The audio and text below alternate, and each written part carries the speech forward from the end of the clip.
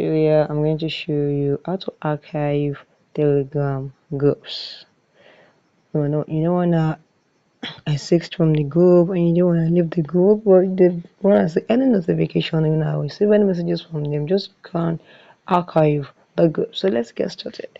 You open your Telegram.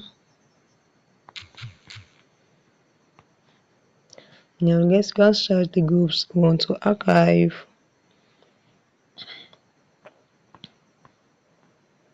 Now, okay, for example, now for this group particular groups, I want to archive it. Now, what I'm going to do is let's come back here. Now, this is a group. Let me show my tab. Now, this is exactly groups. You can see, just swipe like this, and you can archive another one. Swipe like this, you have archive another one. Just swipe by this, and you have archive. Let me show you. And now if you don't want to swipe, you can just click on it like this. Click on it, then you click on the three dots and you click on archive, and that's it.